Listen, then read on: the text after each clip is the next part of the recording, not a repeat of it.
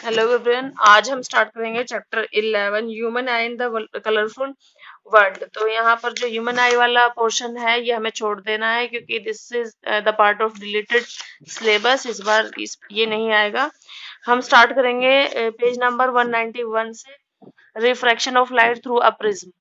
तो हम already refraction reflection ये सारा कुछ पढ़ चुके हैं चैप्टर लाइट चैप्टर में, उसी को ही बोल रहे हैं। We have already learn how light gets refracted through rectangular slab. अब रेक्टेंगुलर ग्लास स्लैब में आपने देखा था कि किस तरह से लाइट जो है रिफ्लेक्ट हो रही थी।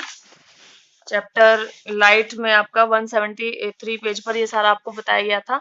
एक ग्लास स्लैब से जब आपकी जो इंसिडेंट रे है वो रे जब उसके अंदर आई तो वो रिफ्लेक्ट हुई और फिर वो जो नॉर्मल के से की तरफ हुई या नॉर्मल से अवे हुई, वो सारी चीजें, कौन सा एंगल ऑफ इंसिडेंट है, कौन सा एंगल ऑफ रिफ्रैक्शन है, तो सारा कुछ इसमें आपको बताया गया है। ऑलरेडी इसमें पढ़ा दिया गया है चैप्टर लाइट में। यहाँ वही चीज रिकॉल करने के लिए कहा गया है। For parallel refracting surface as in glass slab, जैसे ग्लास स्लैब था एक पैरेलल रिफ्रैक्टिंग सरफेस था। The emergent ray is parallel to the incident ray. जो इमर्जेंट रे है वो इंसिडेंट रे के पैरेलल थी। अब आपको ये भी याद होना चाहिए कि इमर्जेंट रे कौन सी है, इंसिडेंट रे कौन सी है। तो यहीं पर देख लीजिए आप, जो लाइन आपकी आकर प्रिज्म पर या किसी भी मीडियम पर आकर गिरेगी वो इंसिडेंट रे, यहाँ से यहाँ तक ये रिफ्रैक्ट हुई, ये रिफ्लेक्टेड रे, और जो वापस निकली वो आपकी इमर्जेंट रे। और यहाँ angle of incident, angle of refraction, angle of emergence यहाँ पर हो गए सारे एंगल। और ये एंगल ऑफ डेविएशन के कितना डेविएशन आया है, ये रे ऐसे जानी चाहिए थी लेकिन वो ऐसे जा रही है, तो कितना डेविएशन आया है इन दोनों में, वो एंगल ऑफ डेविएशन हो गया और ये प्रिज्म का एंगल हो गया। ये सारे टर्म्स आपको पता होने चाहिए। अगर हम ग्लास स्लैब की बात करें तो यहाँ ये कह रहे हैं कि ये पैरेलल होनी चाहिए, emergent ray is parallel to the incident ray अगर ग्लास स्लैब की बात करें। However it is slightly displace laterally. अब ये थोड़ा सा तो इसमें क्या होगा, डिफरेंस होगा, ये थोड़ा सा तो लेटरली उसमें डिफरेंस आएगा। How would light gate reflected through a transparent prism. अब ट्रांसपेरेंट प्रिज्म की बात करें तो कैसे लाइट उसमें रिफ्लेक्ट होगी। पहले तो आपने ग्लास स्लैब की बात की थी, तो इस तरह से आपको बता देता चैप्टर लाइट में किस तरह से रिफ्लेक्शन होगा। अब प्रिज्म की बात करें तो किस तरह से होगा। Consider a triangular slab prism. अब ट्रायंगल शेप का एक प्रिज्म ले लो आपका, तो इसके दो तो ट्रायंगुलर फेसेस होंगे और 3 रेक्टेंगुलर फेसेस होंगे। These faces are inclined to each other, और एक दूसरे पर ये झुके हुए होंगे, एक दूसरे से मिले हुए होंगे। The angle of between its two lateral faces is called the angle of prism. दो फेसेस के बीच का जो एंगल है इसका एंगल ऑफ प्रिज्म कहलाएगा। Let us now do an activity to study the reflection of। ये एक्टिविटी के through यही सारा कुछ बनाने की कोशिश किया जा रहा है, जो फाइनली आपको पता ही है कि ये इंसिडेंट रे है, ये आपकी इमर्जेंट, और ये रिफ्लेक्टेड और ये आपकी इमर्जेंट रे है। Here PE is the incident ray, आपको पता है पीई आपकी इंसिडेंट रे हो गई। PE is referred refracted ray and FS is the emergent ray। आपकी EF जो है वो रिफ्रैक्टेड रे हो गई और FS जो हो गई आपकी इमर्जेंट रे हो गई। You may note that the ray of light is entering from air to glass at first surface AB। अब AB पर जो लाइट आपकी एंटर कर रही है एयर से ग्लास में, मतलब रेयर मीडियम से डेंसर में। द लाइट रे on refraction has bent towards the normal. अब ये नॉर्मल है, नॉर्मल परपेंडिकुलर ये जो आपका है, तो ये नॉर्मल की तरफ बेंड हो रही है, इधर इधर की तरफ बेंड हो रही है। जब रेयर टू डेंसर जाती है रे तो आपकी रे जो है वो टुवर्ड्स द नॉर्मल रिफ्लेक्ट करती है। आप ये चैप्टर लाइट में भी सारा पढ़ चुके हैं। Compare the angle of incident and angle of refract. अच्छा, यहाँ पर आएंगे at the second surface AC। जब हम AC पर आते हैं, the light ray has entered from glass to, अब ग्लास से एयर में वापस जा रही है, तो hence it has bent away from the normal. अब नॉर्मल ये है, ठीक है, तो नॉर्मल से दूरी पर दूर भाग रही है, ठीक है, अवे फ्रॉम द नॉर्मल रे जा रही है। और यहाँ क्योंकि डेंसर से रेयरर मीडियम में जाएगी तो अवे फ्रॉम द नॉर्मल, और रेयरर से डेंसर मीडियम में आएगी तो टुवर्ड्स द नॉर्मल बेंड करेगी लाइट। और ये चीज लाइट चैप्टर में अच्छे से बताई गई है। ग्लास स्लैब का आपको प्रैक्टिकल वगैरह भी कराया गया था। Compare the angle of incidence and angle of refraction at each refracting surface of the prism. अब प्रिज्म के हर रिफ्रैक्टिंग सरफेस पे ये चीज करके देखो और उसमें डिफरेंस देखो एंगल ऑफ इंसिडेंट और एंगल ऑफ रिफ्रैक्शन में। In this similar to the kind of bending that occurs in glass slab. अब क्या है, सिमिलर है या वो जो बेंडिंग हुई थी ग्लास स्लैब में या उसके जैसा है या अलग है।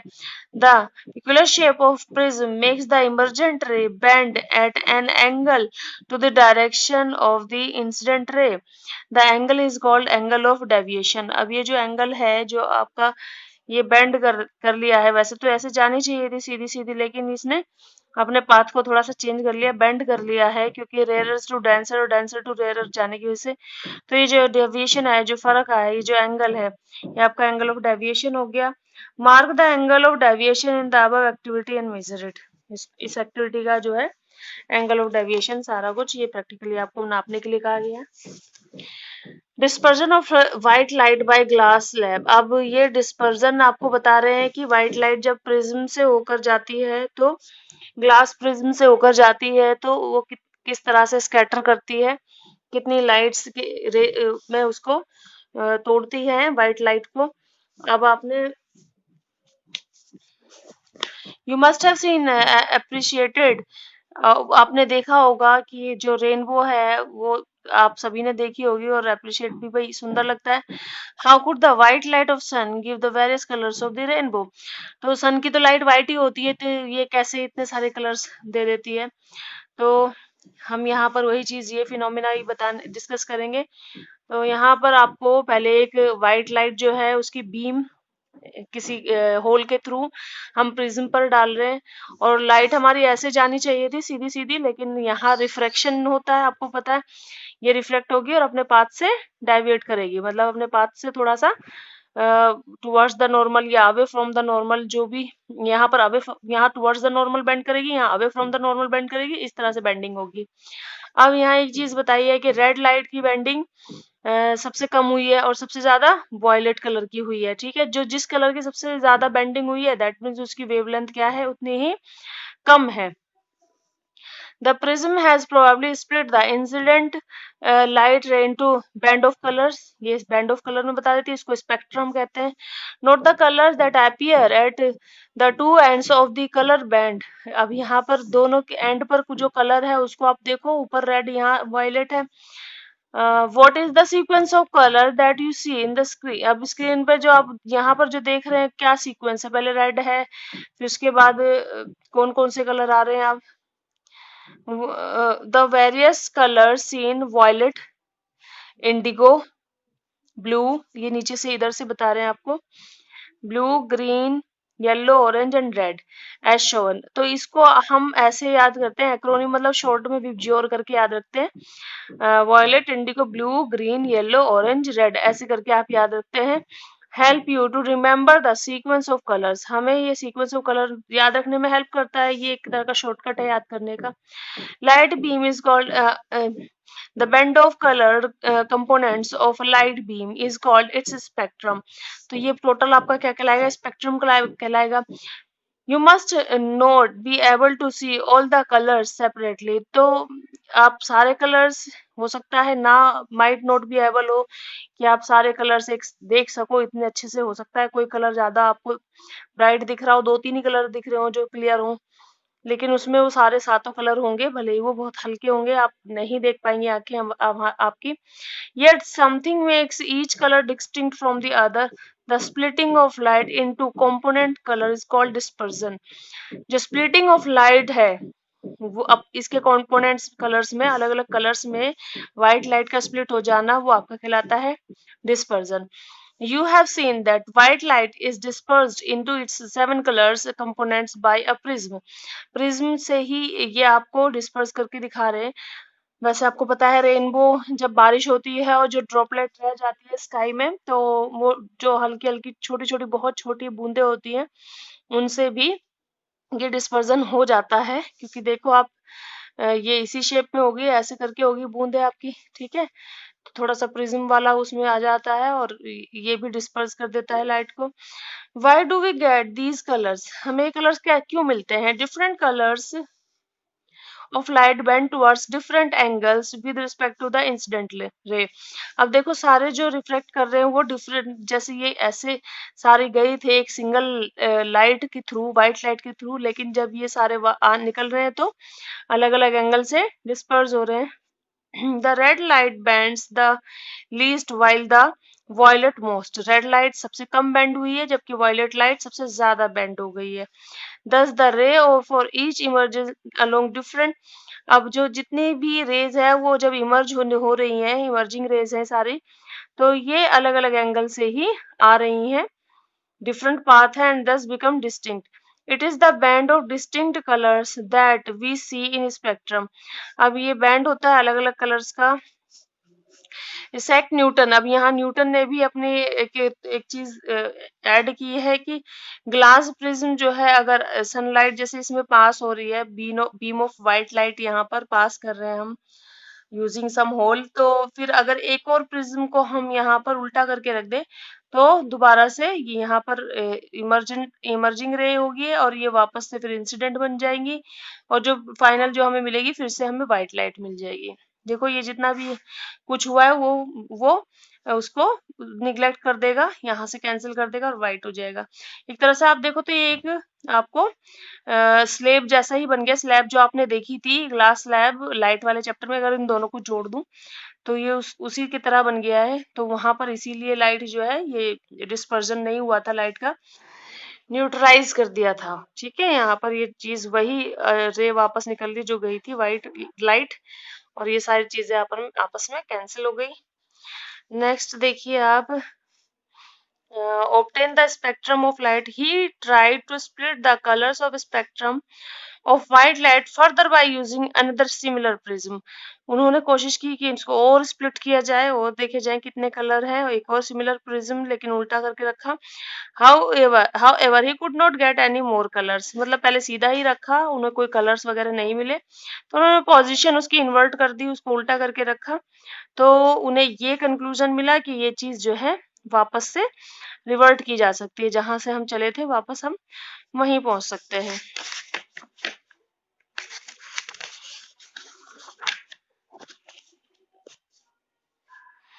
He found a beam of light emerging from other side of second prism. This observation give Newton the idea that the sunlight is made up of 7 colors. इससे ये तो कंक्लूड हुआ कि सनलाइट जो है वो 7 कलर से बना है.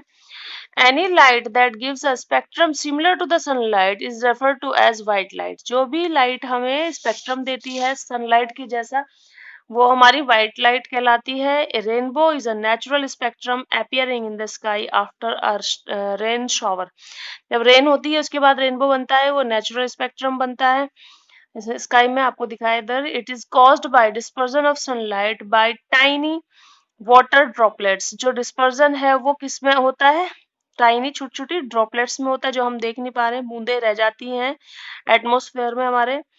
और rain is always formed in direction opposite to that of sun. Sun की अपोजिट में बनती है आपका रेनबो हमेशा. The water droplets act like small prism. मैंने आपको अभी बताया था कि किस तरह से प्रिज्म की शेप में होती है. बूंद है, आप देखो किस शेप में, प्रिज्म की शेप में.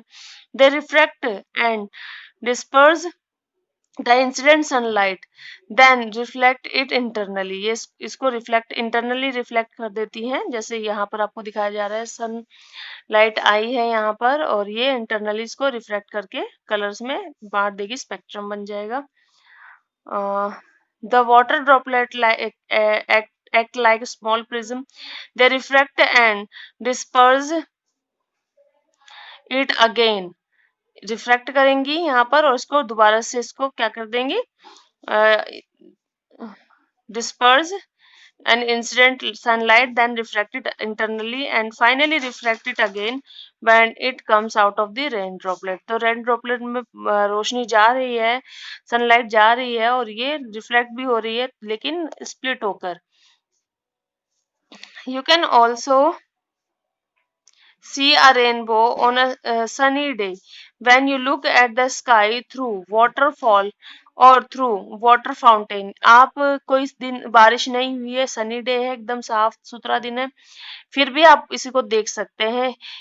जब आप किसी वाटरफॉल के पीछे से देखें इसको, ठीक है, किसी फाउंटेन के पीछे से देखें, तब भी आप इस तरह का जो है आपको देखने को मिल जाएगा। क्योंकि वाटर की ड्रॉप जो है जिसमें इसके थ्रू आप लाइट देख रहे हैं, वो प्रिज्म का काम कर रही है और लाइट को स्प्लिट कर रही है 7 कलर्स में। एटमॉस्फेरिक रिफ्रैक्शन, अब यहाँ पर you might have observe the apparent random wavering of flickering of object seen from turbulent. अब यहाँ पर हॉट एयर या स्ट्रीम ऑफ हॉट एयर, भाप है बहुत या धुआं है, आग जल रही है उसमें से धुआं निकल रहा है, या फिर भाप है गर्म पानी की, तो आपको जो उसके पीछे का उसके जो उसके सामने चीज रखी है, पीछे रखी है, वो आपको थोड़ी सी फ्लक्चुएटिंग दिखाई देगी, हिलती हुई सी दिखाई देगी। ये क्यों है? The air just above the fire becomes hotter then the air further up. जो आपकी एयर है फायर के ऊपर वाली, वो वहां का इन्वायरमेंट कैसा बना देगी, उसका एटमोसफेयर कैसा बना देगी, थोड़ा सा हॉट बना देगी। The hotter air is lighter, और जो हॉट एयर होगी वो लाइट होगी, कम डेंस होगी than the cooler air above it and has a refractive index slightly less than that of cooler air। जो ठंडी हवा होगी उससे उसका रिफ्रैक्टिव इंडेक्स जो है थोड़ा सा कम होगा। Since the physical condition of refracting medium, जो फिजिकल कंडीशन है जो रिफ्रैक्टिंग मीडियम की, जो एयर की, नॉट स्टेशनरी, वो आपकी स्टेशनरी नहीं रहेगी, समान नहीं रहेगी। The apparent position of the object as seen through the hot air fluctuates, इसलिए वो चीज आपको फ्लक्चुएट होती हुई नजर आएगी। This wavering is thus an effect of atmospheric refraction। तो ये पूछेंगे तो किस रीजन से है, तो आप बता सकते हैं कि एटमॉस्फेरिक रिफ्रैक्शन की वजह से ये हो रहा है, refraction of light bye earth atmosphere. Light का जो रिफ्रैक्शन है वो अर्थ के एटमॉस्फेयर से हो रहा है, जो कि एटमॉस्फेयर इस टाइम कैसा है आपका, हॉट हॉट एयर निकल रही है, तो लेस डेंसर मीडियम है।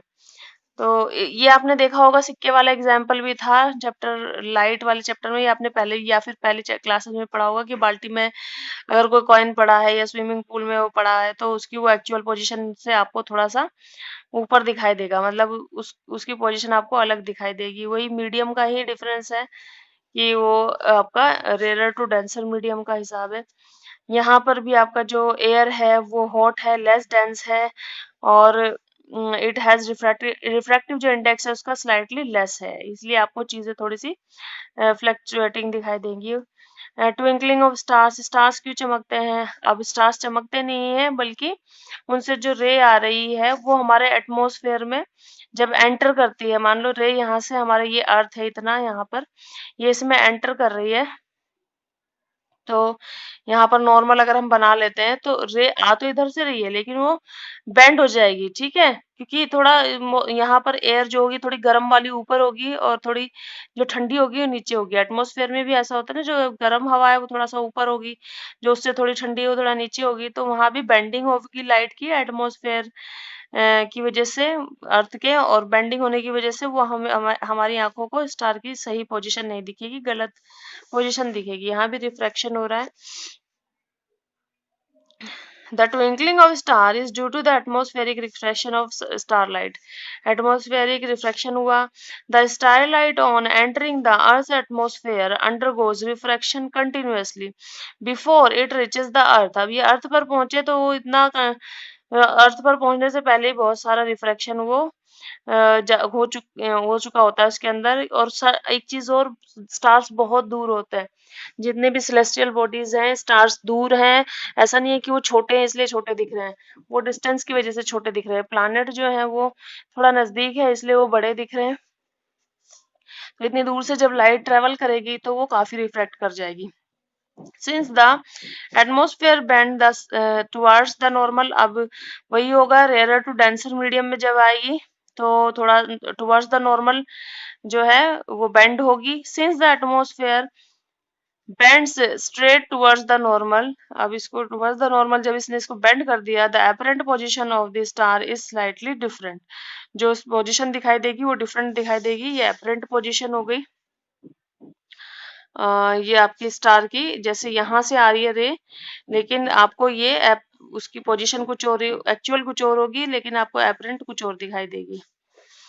तो यहाँ पर further the apparent position of star is not stationary. जो अपरेंट पोजीशन है वो भी स्टेशनरी नहीं रहेगी। Since the atmosphere bends starlight towards the normal, the apparent position of the star is slightly different from the actual position. तो actual position से थोड़ा सा अलग ही दिखेगा, क्योंकि वो towards the normal, जब rarer to denser medium में आएगी लाइट तो towards the normal वो bend होगा, और इससे कि slightly different होगा वो actual position से। The star appears slightly higher than its actual position when viewed near the horizon, और ये आप थोड़ा सा उसकी पोजीशन से अलग और हायर दिखाई देगा। अब यहाँ further this apparent position of star is not stationary. ये भी थोड़ा स्टेशनरी नहीं, कीप ऑन चेंजिंग, थोड़ा थोड़ा ये चेंज होता रहेगा। Physical condition of earth atmosphere is not stationary, तो यहाँ भी थोड़ा बहुत चेंज होता रहता है एटमोसफेयर में, तो इस हिसाब से जो रे आएगी उसका भी एंगल चेंज होता रहेगा, और वो हमें ऐसा लगेगा कि वो ट्विंकल कर रहा है, चमक रहा है। तो वो चमक नहीं रहा है, बट वो जो रे आ रही है वो ज्यादा उसकी बेंडिंग और कितनी वो एटमॉस्फेयर की वजह से बेंड हो रही है उसकी वजह से होगा। They approximate point sized sources of light. As the path of the ray of light coming from star goes on varying slightly, the apparent position of the star fluctuates and the amount of starlight entering the eye flickers. ये सारा reason है atmospheric environment की वजह से, और environment भी constant नहीं है, वो भी चेंज हो रहा है, तो वो लाइट भी बार बार उसका एंगल चेंज हो रहा है, तो आपको वो ट्विंकलिंग टाइप दिखाई देगा। एडवांस सन, अच्छा ये सनराइज से पहले हमें सूरज दिखने लगता है, जबकि 2 मिनट बाद सन राइज होता है। ऐसे ही डिले सनसेट, सनसेट होने के 2 मिनट बाद तक भी हमें सन दिखता है, तो ये किस वजह से है। The sun is visible to us about 2 minutes before the actual sunrise. Sunrise से 2 मिनट पहले हमें दिख जाता है सन, और अपियर हो जाता है हमारे लिए 2 minutes after the actual sunset. Sunset होने के 2 मिनट बाद तक हमें दिखता है। क्यों दिखता है? Because of atmospheric refraction. तो इस तरह के सिचुएशन बेस्ड क्वेश्चन आपके एग्जाम में भी आएंगे, और ये टॉपिक भी इंटरेस्टिंग है। By actual sunrise we mean the actual crossing of horizon by the sun. Actual sunrise का मतलब है होरिजन, जैसे आपको ये होरिजन हो गया, ठीक है, ये आप होरिजन ले लो, ऑब्जर्वर हो गया, होरिजन से ये लाइन आपकी होरिजन हो गई और यहाँ पर है, तो लेकिन इसकी रिफ्रैक्शन पहले आ जाएगी, इसलिए वो पहले दिख जाएगा 2 minute. We mean the actual crossing of horizon by the sun. इस सनराइज का मतलब एक्चुअल एक्चुअल क्रॉसिंग है, सन की ऊपर आना, सनराइज नीचे जाना, सनसेट। तो ये the apparent flattening of the sun disk at sunrise and sunset is also due to the same phenomenon। तो जो आपने स्टार्स में पढ़ा वही चीज यहाँ पर होगी, वही एंगल ऑफ रिफ्रैक्शन आपका जो है रेयर टू डेंसर वाला। अब यहाँ आ जाइए स्कैटरिंग ऑफ लाइट। अच्छा, अगर एटमॉस्फेयर ना हो तब हमें सन कैसा दिखाई देगा, तो हमें वहां पर कौन सी लाइट रिफ्लेक्ट वगैरह होगी, ये सब भी देखना है। तो आप देखिए जैसे इन्वायरमेंट नहीं होगा तो आपको वहां पर ये सारी बॉडीज जो है, जितनी भी हेवनली बॉडीज है, सब आपको थोड़ी ब्लैकिश ही नजर आएगी। स्काई का कलर भी आपको ब्लू नहीं, अगर आप अर्थ के एटमॉस्फेयर से बाहर चले जाओ तो स्काई का कलर भी आपको ब्लू नहीं दिखेगा, ब्लैक ही दिखेगा। The interplay of scattering of light. The interplay of light with objects around us gives rise to several spectacular phenomena in nature. जो आपका ये लाइट का इसमें बताया गया है, इसमें और बहुत सारे फिनोमिना है जो नेचर के, उनके बारे में पता चलता है। ये जो स्कैटरिंग ऑफ लाइट है ये एक बहुत जगह अप्लाई होती है। The blue colour of sky, colour of water in deep sea. अभी कलर का स्काई, स्काई का कलर ब्लू क्यों है, और water, colour of water in deep sea, deep sea में वाटर का colour. The reddening of the sun, at sunrise. अब sunrise के टाइम पर जो सन के आसपास जो आसमान है वो रेड हो जाता है, सनसेट के टाइम पर भी रेड रेड दिखता है, वैसे तो ब्लू दिखता है। ये सारे वंडरफुल फिनोमेना है और आप वी आर फेमिलियर विद, जो हम देखते हैं। In the previous class you have learned about the scattering of light by colloidal particles. आपने स्कैटरिंग ऑफ लाइट पिछली क्लास में 9th में कोलाइडल पार्टिकल्स के थ्रू भी देखा है। The light of beam of the path of beam of light passing through a true solution is visible। ये true solution होगा आपका, उसमें से पाथ ऑफ आपकी जो लाइट है वो विजिबल होगी और path become visible through colloidal solution where the size of particle is relatively larger. अगर पार्टिकल्स का साइज बड़ा होगा तभी लाइट विजिबल होगी। अब नया टॉपिक है यहाँ टिंडल इफेक्ट। टिंडल इफेक्ट क्या होता है? The earth atmosphere is a heterogeneous mixture of minute particles. जो अर्थ का जो एटमोसफियर है वो बहुत सारे पार्टिकल्स का, हेट्रोजीनियस मतलब जो एक जैसा ना हो, होमोजीनियस जो एक जैसा हो। तो हेट्रोजीनियस मिक्सचर है अलग अलग पार्टिकल्स का। दीज पार्टिकल्स इंक्लूड स्मोक, इसमें अब स्मोक भी हो सकता है, tiny water droplet, suspended particle, dust, molecules of air, ये सारे मिलाकर एक हेट्रोजीनियस मिक्सचर बनता है। अर्थ के एटमॉस्फेयर में जो शामिल होता है अर्थ का एटमॉस्फेयर कहलाता है। When a beam of light strikes such a fine particle, the path of beam becomes visible। जैसे ही बीम ऑफ लाइट इन पर स्ट्राइक करती है तो लाइट का पाथ जो है दिखाई देता है, विजिबल होता है। इन सारे पार्टिकल से जब लाइट आकर स्ट्राइक करती है तो लाइट का पाथ आपको दिखाई देता है कि हाँ ये इस इधर रोशनी है या इधर सनलाइट है, उधर सनलाइट है। तो ये इन पार्टिकल्स पर आकर हिट करती है लाइट, तभी लाइट पता चलता है लाइट का path. The light reaches us after being reflected diffusely by these particles. इन पार्टिकल से रिफ्लेक्ट होकर डिफ्यूज होकर हमारे पास आती है light. The phenomena of scattering of light by colloidal particle gives rise to Tyndall effect. अब ये जो फिनोमिना है ये कोलाइडल पार्टिकल्स का, scattering of light by colloidal particles, ये कहलाता है टिंडल इफेक्ट। कोलाइडल पार्टिकल्स आपका ये सारे पार्टिकल्स जो बताए हैं इनसे जब लाइट गोज थ्रू होती है तो ये यही जो लाइट का पाथ है बताया जाता है, इसको टिंडल इफेक्ट कहते हैं। 9th क्लास में हम ऑलरेडी देख चुके हैं। अच्छा यहाँ पर when fine beam of sunlight enter smoke field room.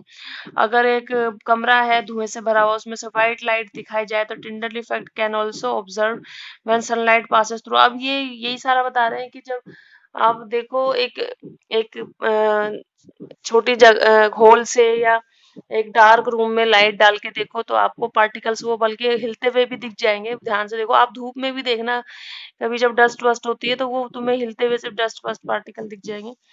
तो वही आपका टिंडल इफेक्ट है। The colour of scattered light depends on the size of the scattering particles. जो स्कैटरिंग पार्टिकल्स है उनके कलर पर डिपेंड करता है colour of light. Very fine particles scatter mainly blue light, while while particles of large size scatter light with longer wavelength। अब यहाँ पर भी अलग अलग पार्टिकल्स का साइज पर डिपेंड करता है कि कौन सी लाइट ज्यादा रिफ्लेक्ट होगी, आपको दिखाई देगी। और नेक्स्ट आपका है why is the colour of sky blue. तो वही चीज है आपका स्पेक्ट्रम में आपने जो पढ़ा था कि किसकी वेवलेंथ ज्यादा है किसकी कम है। The molecules of air and other fine particles in atmosphere have size smaller than wavelength of visible light। जो एयर के जो मॉलिक्यूल है वो एंड फाइन पार्टिकल्स, जो भी मॉलिक्यूल्स और फाइन पार्टिकल है एटमॉस्फेयर में, उनका जो साइज है वो क्या है, साइज एंड वेवलेंथ जो है विजिबल लाइट से क्या है, स्मॉलर है, छोटे हैं विजिबल लाइट से। These are more effective in scattering light of shorter wavelength। The molecules of air and other fine particles in the atmosphere have size smaller than wavelength of visible light। अब ये जो molecule है air के particles है उनका जो wavelength है वो कम है विजिबल लाइट से, और these are more effective in scattering light of shorter wavelength। और ये जो है इसी वजह से, क्योंकि इनका जो वेवलेंथ है वो स्मॉलर देन विजिबल लाइट है, इनका इन्हीं पार्टिकल्स जो एयर वगैरह में मॉलिक्यूल्स हैं इन सब का, इस वजह से क्या होता है स्कैटरिंग ऑफ लाइट जो है वो किसकी होती है, शॉर्ट शॉर्ट, जिसकी वेवलेंथ कम होती है उस कलर की। जैसे ब्लू है तो इसकी वेवलेंथ बहुत कम है, रेड की ज्यादा है, तो स्कैटरिंग किसकी ज्यादा होगी? ब्लू की। Then the light of longer wavelength, जैसे रेड है उसकी वेवलेंथ बहुत ज्यादा, उसको इसकी स्कैटरिंग इतनी नहीं कर पाता है ये जो पार्टिकल्स हैं एयर में, जो मॉलिक्यूल्स एंड पार्टिकल्स हैं। The red light has wavelength about, इसकी वेवलेंथ बहुत ज्यादा है, जो कि 1.8 है, 8 पॉइंट नहीं 1.8 टाइम्स ग्रेटर देन ब्लू, इतना ज्यादा है इसका। Thus, when sunlight passes through the atmosphere, the fine particles of air scatter the blue color. Blue color को ज्यादा scatter करते हैं क्योंकि इसकी shorter length wavelength है। ये जो particle है atmosphere के, किसको scatter ज्यादा करते हैं? ब्लू कलर को, क्योंकि इसकी वेवलेंथ कम है उनसे। मोर स्ट्रांगली देन, रेड को नहीं कर पाते इतना strongly. The scattered blue light enters over, जो स्कैटरिंग होती है उस लाइट की तो वो फैलती है चारों तरफ और वो हमारी आंखों पर भी पड़ती है। If the earth has no atmosphere, अगर अर्थ का एटमोस्फेयर ही ना हो, there would not have any scattering, तो स्कैटरिंग ही नहीं होगी, तब हमें स्काई कैसा दिखाई देगा? डार्क दिखाई देगा। द स्काई एपियर्स डार्क, अब स्काई जो है डार्क दिखाई देता है अगर पैसेंजर हो, बहुत हाई एल्टीट्यूड पर वो फ्लाई कर रहा हो तो उसको डार्क दिखाई देगा स्काई। यू माइट, अब वो एटमॉस्फेयर में जो मॉलिक्यूल्स है, पार्टिकल्स है, गैसेस है, उनकी वजह से जो है ब्लू जो रे है उसकी स्कैटरिंग हुई, जो कि हमारी आंखों पर पड़ी। That's why we are able to see the colour of the sky as blue. You might have observed that danger signal red में क्यों होते हैं? ये सारे क्वेश्चंस इसमें से बन बन के आएंगे चैप्टर से। तो क्योंकि ये स्कैटर जो है लीस्ट कम स्कैटर होगी। अब बताओ यहाँ पर कोई गाड़ी चला रहा है और यहाँ कोई डेंजर का सिग्नल लगा है, तो वो तो स्कैटरिंग हो के यहीं खत्म हो जाएगी, वहां तक पहुंचेंगी ही नहीं। तो सबसे कम स्कैटर होती है। Danger signal lights are red in colour. Do you know the red colour scattered by fog और स्मॉल, लीस्ट स्कैटर होता है सबसे कम, देयरफॉर इसको, ताकि दूर से भी लोगों को दिख जाए, स्कैटर होके फैले ना ज्यादा। अब हम पढ़ने जा रहे हैं कलर ऑफ सन। सनसेट और सनराइज के टाइम पर कलर जो है सन का और उसके आसपास की सराउंडिंग का रेड क्यों दिखाई देता है, ब्लू क्यों नहीं दिखाई देता। तो ये कि प्रैक्टिकल के थ्रू आपको बताया गया है कि किस तरह से लाइट की रेज यहाँ पर आ रही है और रिफ्रैक्ट हो रही है, और ये जाते जाते जो है इन्होंने इसको ऐसे दिखाया गया है। You can observe the blue light, यहाँ पर सल्फर पार्टिकल्स लिए हैं रिफ्रैक्शन के लिए। you will find fine microscopic sulfur particles participating about 2 or 3 minutes। तो यहाँ पर सल्फर पार्टिकल्स 2 और 3 मिनट्स के लिए वो करेंगे, पार्टिसिपेट करेंगे इस एक्टिविटी में। As the sulphur particles begin to form, you can observe the blue light from these 3 sides of the glass tank। तो यहाँ पर ये लाइट इससे ग्लास टैंक के थ्रू जो है पास कराई जा रही है, और ब्लू लाइट निकल रही है यहाँ से, ये आपको ब्लू दिख रहा है। This is due the scattering of short wave, ये स्कैटरिंग की वजह से हो रहा है। किसकी स्कैटरिंग हो रही है? ब्लू लाइट की, ब्लू वाले कलर की, और क्योंकि उसकी वेवलेंथ शॉर्टर है। Observe by minute colloidal sulfur particles। Observe the color of the transmitted light from the fourth side of the glass tank facing the circular hole। अब यहाँ पर ये लाइट जब इसमें से निकली है और ये यहाँ पर सर्कुलर होल पर गई है, तो ये किस तरह की लाइट है? ऑरेंज है और रेड है। तो यहाँ से तो सल्फर पार्टिकल्स ने पार्टिसिपेट किया, तो यहाँ ब्लू है आपकी लाइट। फिर उसके बाद जब उसमें से निकल कर बाहर आती हैं तो आपकी लाइट किस तरह की है? रेड है एंड ऑरेंज है। This activity demonstrate the scattering of light that help you to understand the bluish color of the sky and the reddish appearance of the sun at the sunrise and sunset। इस activity से आपको clear होता है। Light from the sun near the horizon passes through thicker layer of air and larger distance in the earth's atmosphere before reaching our eyes। तो ये thicker layer cross करता है, atmosphere cross करता है हमारी आइज पर पहुंचने से पहले पहले। However, the light from the sun overhead would travel relatively shorter distance, भले ही वो shorter distance travel करे। At noon, the sun appears white as only light of blue and violet colors are scattered। ये सारे reasons आपको सब चीजों के याद रखने हैं कि कौन सा कलर किस वजह से कहाँ कब क्या दिखाई दे रहा है, इसी टाइप के क्वेश्चन इसमें से आएंगे। एक्सरसाइज आपको इसमें स्टार्टिंग वाला पोर्शन सारा छोड़ देना है आई से रिलेटेड, और यहाँ से आप इसको कर लेना। 10th क्वेश्चन है, जैसे जितने भी आपके ये रिफ्रैक्शन से रिलेटेड क्वेश्चन है, ट्विंकलिंग ऑफ स्टार, ये प्लैनेट और रेडिश स्काई वाला, ये ब्लू, ये सब आपको इसमें देख लेने हैं।